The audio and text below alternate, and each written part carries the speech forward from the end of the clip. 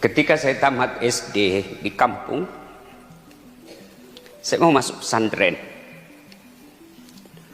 Kira-kira 15 km dari rumah saya. DDI Kabalangan.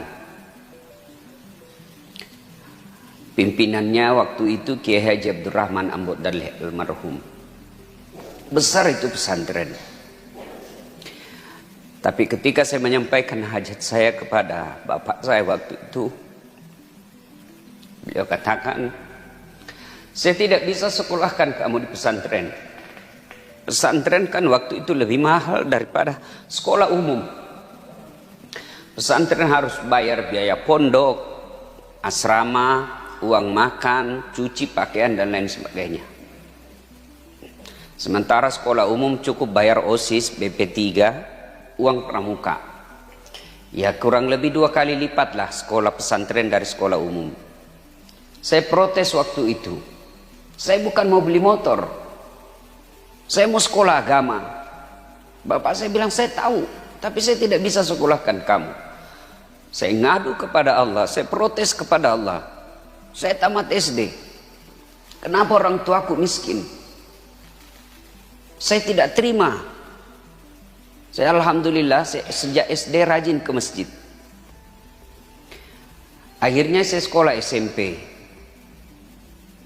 Yang lebih dekat dari rumah saya, 2 km. Ya jalanlah dari rumah ke sekolah waktu itu. Tamat SMP, saya lupakan sudah untuk niat sekolah pesantren. Saya masuk SMA ke Makassar, merantau. Tamat SMA, saya kuliah di Unhas. Tamat SMA, bapak saya tidak mau kalau saya sekolah umum. Saya lulus di Sospol, sosial politik. Bapak saya bilang, apa itu sekolah politik? Sekolah itu kan tipu. Bapak saya kan almarhum tidak punya sekolah. Taunya politik itu tukang tipu. Apa kau sekolah politik? Saya tidak mau kau jadi tukang tipu. Saya kau mau sekolah ustaz. Karena waktu itu sudah mulai dikenal Zainuddin Nemsen. Saya daftarlah di IAIN Alauddin, Institut Agama Islam Negeri, yang sekarang menjadi UIN. Waktu itu saya tamatan SMA pasti kewalahan masuk di sekolah agama. Maka saya mengambil jurusan, niat saya mau masuk di jurusan pendidikan agama. Dengan niat jadi guru agama, fakultas tarbiyah kalau pendidikan agama. Takdir Allah, waktu itu belum pakai komputer orang daftar, pakai pensil. Yang saya lingkari peradilan agama. Jauh sekali itu kan. Pendidikan agama dengan peradilan agama. Pendidikan agama di tarbiyah, peradilan agama di syariah. Lulus saya. Wah, kewalahan saya di dalam. Saya merahasiakan kuliah di Unhas karena bapak saya tidak mau kalau saya sekolah di Unhas 3 semester. Saya rahasiakan kalau saya kuliah rangkap. Ketahuan juga. Marah bapak saya. Mana bisa kau sekolah 2? 1 aja orang setengah mati. Apalagi 2 tempat kuliahmu. Tidak mungkin. Saya bilang, kasih saya waktu. Dengan izin Allah. Bisa selesai dua-duanya. Selesai di Unhas. Cepat. 3 tahun 8 bulan. Bahkan saya masuk golongan wisudawan terbaik. 3 tahun 8 bulan. Di IAIN saya selesai 7 tahun. Dengan IP 2,1. Dosen saya waktu itu, pembimbing saya namanya Ibu Nur Huda Nur. Nah itu pembimbing skrip saya. Dia bilang, capek sudah saya lihat mukamu. 7 tahun kuliah. Teman saya sudah pada selesai, saya masih babak belur. Untung nggak di DO ya. Saya sudah mau di DO waktu itu Pak Kiai. Sudah dikasih surat mau DO. Sama dekan saya namanya almarhum Profesor Dr. Basok Midong, ahli hadis. Mau dikasihlah saya surat DO. Masuklah saya di kamar dekan. Dilihat, Das Adlatif Bukan kamu yang selalu menulis di harian Fajar. Saya selalu menulis opini, rubrik opini. Saya, Ustadz, di situ tertulis penulis adalah mahasiswa pasca sarjana Unhas. Saya bilang, iya, saya pasca sarjana di Unhas sekarang S2. Bagaimana caranya? Nah, kau belum selesai. Saya bilang, saya sudah selesai di Unhas. Sebenarnya saya bukan goblok. Saya bilang gitu. Saya tidak selesai di sini bukan karena saya goblok, cuma karena waktu saya kurang. Karena saya kuliah juga di Unhas. Oh, dia terharu. Dikasihlah saya waktu untuk menyelesaikan mata kuliah yang tertinggal. Hampir 20 mata kuliah. Dikasih saya 4 bulan. Alhamdulillah, selesai juga. Selesai S2. Ambil lagi S3. Diangkat jadi dosen. Alhamdulillah. Dengan izin Allah. Tanpa sekolah di pesantren, bisa menjadi penceramah. Alhamdulillah. Sementara sepupu saya yang dulu jadi kuliah di sekolah di pesantren, sekarang jadi penjual kayu. Malah ada lagi yang tidak jelas kerjanya, yang pesantren. Kenapa? Karena orang tuanya yang mau kalau anaknya pesantren. Saya alhamdulillah, saya yang mau sekolah agama, meskipun tidak mondok, bisa menjadi penceramah. Ya, makanya adik-adik sekalian, setiap saya melihat adik-adik yang sekolah di pondok, saya terharu. Kalian habis bersyukur. Tidak semua orang diberi nikmat oleh Allah seperti kalian. Coba, jam berapa sekarang? Hah? Jam 5, hampir jam 5. Umur-umur seperti kalian semua di kota, di luar, belum bangun, masih tidur. Pun kalau mereka bangun, apa ngambil Quran, apa ngambil zikir, apa ingat Allah, apa memuji Allah? Tidak, ngambil handphone, chatting, hai, beleng-beleng.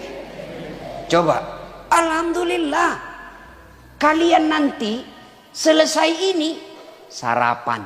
Hakul yakin sarapanmu halal. Bukan hasil korupsi orang makan di sini.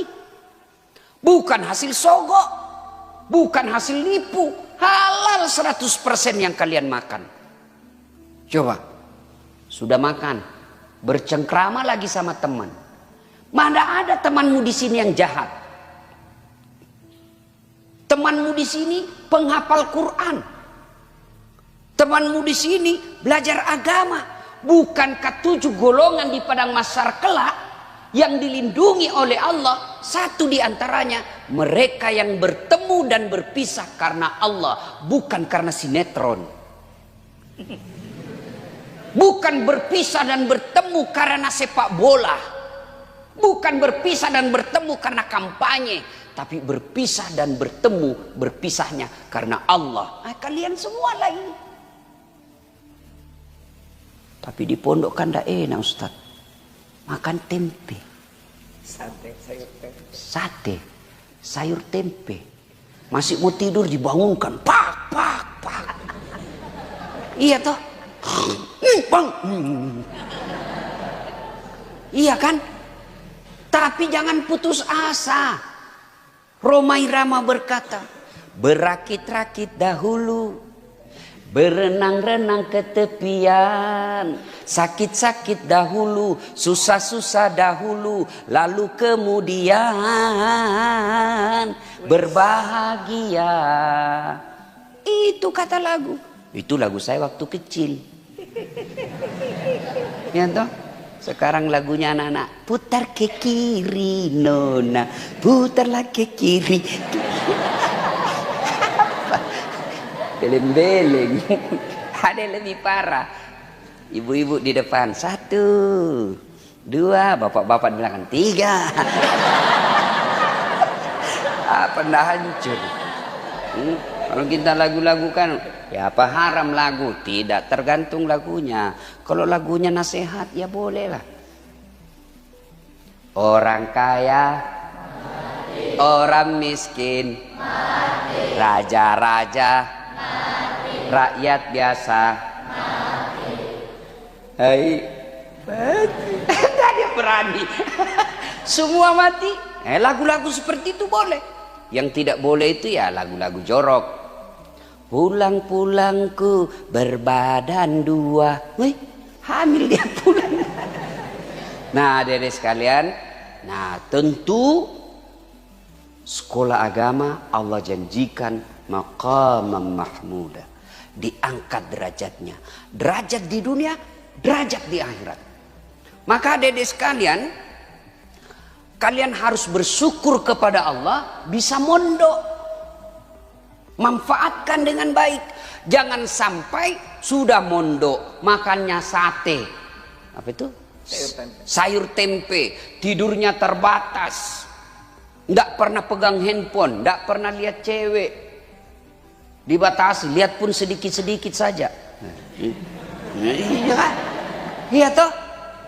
Kalau kalian sudah tidak serius pula sekolah, tidak menguasai kitab, lalu apa yang kalian mau banggakan ke luar nanti?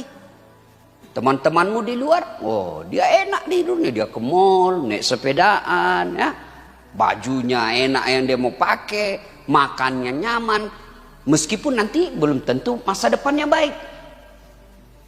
Tapi paling tidak dia sudah nikmati kebebasan sebagai anak remaja. Tapi kalau kalian sudah di sini, di pondok sini, lalu keluar tidak menguasai kitab, waduh, orang akan jadikan contoh. Ngapain kau sekolah pesantren itu? 6 tahun sekolah di pesantren, pengangguran. Jadi angkat marwah ini pesantren. Saya anak santri, saya pemimpin masa depan, saya santri, saya pengusaha masa depan, saya santri, saya jadi ulama masa depan. Itu.